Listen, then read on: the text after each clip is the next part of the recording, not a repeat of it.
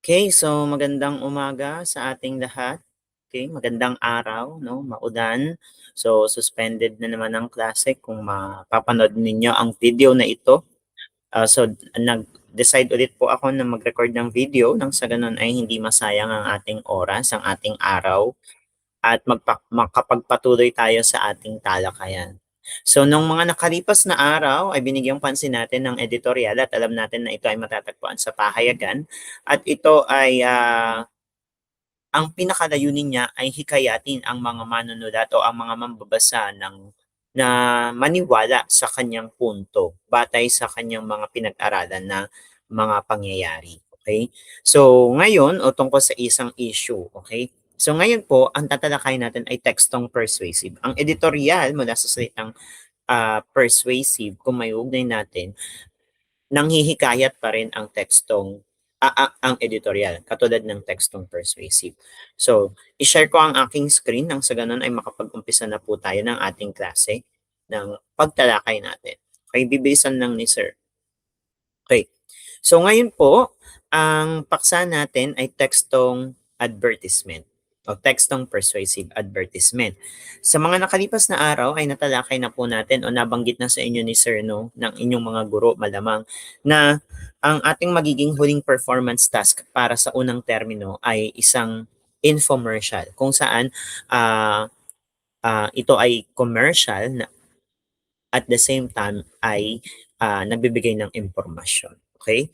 So, paano natin mahihikayat ang ating mga tagapakinig o ating mga tagapanood? So, malalaman natin yan ngayong araw na ito. So, ang mga susunod na larawan ay mga tagline o mga kilalang mga kumpanya na mayroong tagline, no? Si Jollibee, Mobile Legends, Bear Brand, Mercury Drugs, Joy. Okay? So itong mga 'to ay may kilalang mga kumpanya na mayroong mga kilala ring mga tagline. Sa tulong ng mga tagline na ito ay naididikit na natin kapag narinig natin yung tagline, naididikit na natin yung, yung kumpanya kaagad 'no. Ganoon kabisa yung kanilang tagline na kapag narinig natin yung tagline, nadidikit natin at naaalala na natin kaagad kung ano yung kumpanya na yun. Halimbawa sa Jollibee, ang tagline nila ay "Bida ang saya", 'di ba? So kapag "Bida ang saya", alam mo na na si Jollibee iyon, okay? Mercury Drugs, ang kanilang tagline naman ay "Nakasisigurong gamot ay laging bago". So sa pamamagitan ng tagline na iyon, nalalaman din natin 'no, na ang Mercury Drugs kapag bumili ako ng gamot sa Mercury Drugs, bago ang gamot na ito, okay? So, ngayon, sa tulong ng mga tagline na ito ay nahihikayat na rin ng mga kumpanyang ito na ang mga mamimili o ang mga consumer, ang mga customer na bumili sa kanila. So ano nga ba ang tekstong persuasive? So ang tekstong persuasive ay isang uri ng teksto na ang layunin ay makaakit o makahikayat ng mga mambabasa. At take note, ang nakalagay ay sa isang tiyak na pananaw, opinyon o aksyon. Okay? So ibig sabihin, ang layunin ng tekstong persuasive ay mahikayat ang mga mambabasa na maniwala sa isang tiyak na pananaw, opinyon o aksyon. Ibig sabihin, dapat alam mo kung ano yung gusto mong ipaniwala doon sa iyong mga mambabasa. Okay? Pangalawa, na makikita natin ito 'no, mahalaga ang paggamit ng mga makatotohanang datos, ebidensya at argumento upang mapalakas at patibayin ang posisyon ng manunulat. So, mahalaga daw na kailangan ay makatotohanan ng ating impormasyon, meron tayong ebidensya at meron tayong argumento para maniwala yung ating mga gustong paniwalain sa ating sa ating ipopromote o sa ating sasabihin na opinion. Okay? So meron tayong elemento ng panghihikayat ayon kay Aristotle. Tatlo yan. Ethos, logos, at pathos. Yung ethos, karakter, imahe o reputasyon ng manunulat. Logos, opinion o lohikal na pagmamatuwid, so kaisipan. Okay? Katalinuhan. Pathos naman ay emosyon ng mambabasa. So ethos, tao. Logos, lohikal na kaisipan o pag-iisip, patos, emosyon. So, sabi ni Aristotle, Kapag na-touch natin itong tatlong ito na elemento, ay mas magiging mabisa ang ating panghihikayat. Okay? So halimbawa sa ethos, mahalaga na ang imahe ay katiwa-tiwala. Okay? Halimbawa, gusto mong mag-promote ng sports drink. Dapat ang iyong kukunin na taga-promote ay into sports, isang atleta, halimbawa si Alex Ayala. Okay? Kapag Dogos naman, dapat si Alex Ayala ay may sapat na kaisipan o kaalaman doon sa produkto na kanyang ipopromote. Say for example, magpo-promote siya ng energy drink nga o sports drink. So dapat may sapat na kaalaman si Alex Ayala doon sa kanyang iniinom. Para saan ito, paano ito makakatulong. So dapat matalino siya doon.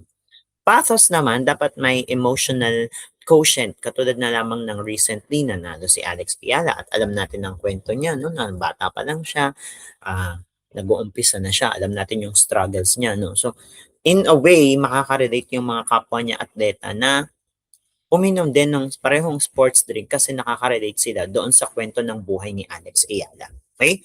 So, ito yung tatlong mahalagang elemento para maging mas mabisa ang panghihikayat natin ayon kay Aristotle. At bukod doon, kailangan din natin gumamit ng mga propaganda devices. Ano-ano po ba yung mga propaganda devices? So, i-discuss ni Sir para mas maging malinaw sa inyo. So, unahin natin ang name calling, pagbibigay ng hindi magandang puna o taguri. Halimbawa, gusto mong ah, gusto mong mag-promote ng isang sabon, okay? Pwede mong sabihin na mas mabango ito kaysa sa iba pang mga sabon. Mas mura ito kaysa sa ibang mga sabon. Okay? So, parang ginagamit mo yung katangian ng ibang produkto para maiangat yung iyong produkto. Okay? Ikalawa, glittering generalities.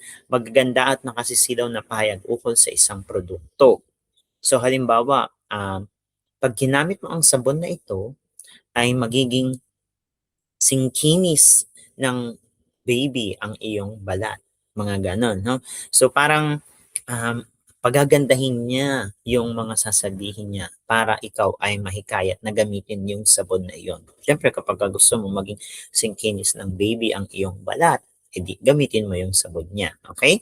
Ikatlo, transfer. Paggamit ng isang sikat na personalidad upang mailipat sa isang produkto o tao ang kasikatan. Halimbawa, yung Sun Life. Alam niyo yung Sun Life, insurance company yon. Tapos ang kanilang tao na pinaka promoter ay si Piolo Pascual. At dahil kilalang kilala si Piolo Pascual, lagi niya nang daladala yung pangalan ng Sun Life. So, hindi na kailangan magkaroon ng commercial si Sun Life. Si Piolo Pascual lang, kapag nakita na siya, Sun Life siya, gano'n. Maintindihan po. Testimonya, tuwirang pag-endorso ng isang tao o produkto sa ng isang sikat na personalidad. Ito naman yung mga usong-uso sa mga vloggers ngayon, no? Yung mga pagre-review nila ng mga produkto. No? Sesendan sila ng PR kit, tapos magbibigay sila ng kanilang komento, reaction, o review doon sa product. Siyempre, magandang review para maging maganda rin yung panghihikayat. No? Panglima, plain folks, ang mga kilala o tanyag na tao ay pinalalabas na ordinaryong taong nanghihikayat sa boto, produkto o serbisyo. Halimbawa, isang sikat na personalidad, magkukunwari siyang normal na tao lang. Kasi normal na tao ay gumagamit ng normal na produkto. At dahil ako ay isang normal na tao, gagamit din ako ng produkto na ito. Palalabasin ko na yung sikat na kilalang tao ay gumagamit ng isang normal na produkto. Okay? Card stacking, tuwirang pang-endorso sa isang tao o produkto ng isang sikat na personalidad. Ito naman ay gagamitin naman mismo yung tao mismo ang magbibigay ng maganda o siya mismo ang mag-endorse ng produkto na ito. Okay? Halimbawa, si Piolo Pascual ulit sa Sun Life. Pwede siyang gamitin sa commercial, pwede rin siyang hindi na gamitin sa commercial. Kapag ginamit siya sa commercial para i-endorse yung kanyang produkto, ang tawag doon ay card stacking. Pero kung hindi siya gagamitin sa sa commercial, transfer lang ang tawag doon. Kasi alam ng mga tao na si si Piolo Pascual ay ah nag-e-endorse ng Sunlight. Okay? Bandwagon, paghimok sa lahat na gamitin ng isang produkto o sumali sa isang pangkat dahil ang lahat ay sumali na. So parang sasabihin na, o ikaw na lang ang hindi insured, o ikaw na lang ang hindi gumagamit ng sabon na ito. Kaya gamitin mo na rin. So parang ganun, no?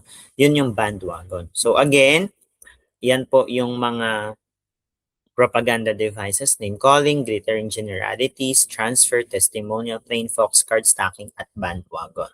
Now, ang gusto kong gawin ninyo, no? So, dito na muna natin tatapusin 'yan, no? So, ang gusto kong gawin ninyo ngayon, grade 8, ay magsaliksik kayo ng mga patalastas. Tapos, gusto kong magbigay kayo ng halimbawa sa bawat isang propaganda devices na makukuha ninyo. So, hanap kayo ng isang patalastas, tapos ilista nyo kung anong uri ng propaganda devices ang ginamit. So, name calling at ipaliwanag kung bakit, bakit ito ang, kung bakit, kung bakit sa tingin nyo yun yung propaganda devices na ginamit niya. Okay? Okay po? Okay po. So, yun ang gagawin. Ulit ang gagawin natin. Magsasaliksik kayo ng mga commercial. Okay? Tapos, hanapin ninyo kung anong propaganda devices yung ginamit ng commercial na ito at ipaliwanag ninyo kung bakit sa tingin nyo yun yung propaganda devices na ginamit niya. So, minimum na 7 yan kasi nga name calling, glittering, 1 each. Isa sa bawat isang propaganda devices. Okay? Kung wala nang tanong, see you kapag hindi na umuulan. Ingat po ang lahat, stay dry, at manatili sa loob ng bahay. Sige po. So, end ko na po ang recording. Bye!